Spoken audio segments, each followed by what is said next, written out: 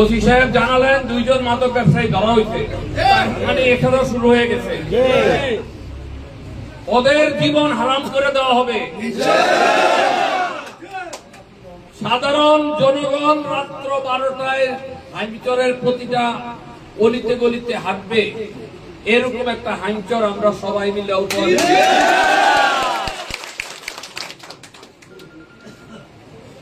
আপনারা আমাদের মাননীয় সাধারণ সম্পাদক মহোদয় বলেছেন যে আমি নরম আর শক্ত। আসলে নরম ছিলাম ভোটের জন্য, 4 বছর ভোট লাগবে না, 5 বছরের মাথায় আবার ভোটের জন্য নরম হব।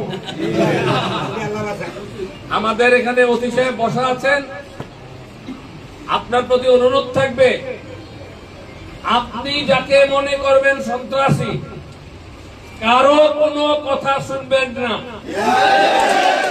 আপনাকে সরকার যে জন্য বসাইছে, আপনি আপনার সেই পবিত্র দায়িত্ব পালন করবেন।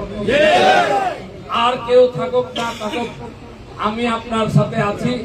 আমি আপনার সাথে থাকা মানে আমাদের আগামী দিনের যে প্রধানমন্ত্রী হবে উনিও আপনার সাথে আছে।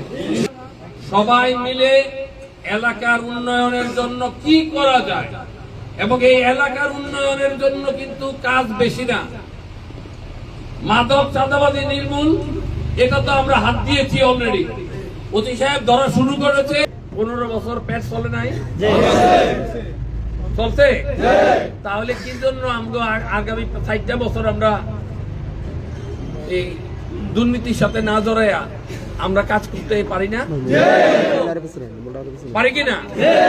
তাহলে আমরা নিজেদের মন ঠিক করি যে আমরা যারা কাজ করবে, কাজ করতে আসবে, সরকারের তো একটা বিধিমালা আছে, যেমন একটা 10টা টিউবওয়েল বসাবে, 10টা টিউবওয়েলের মান সম্মান কিনা, সরকারের হয়তো ওইরকম ফোর্স নাই যে যারা যাইয়া এই মানটা দেখবে। আপনারা যে এলাকার লোক আছেন, আপনারা ওই মান সম্মত কিনা সেটা দেখবেন।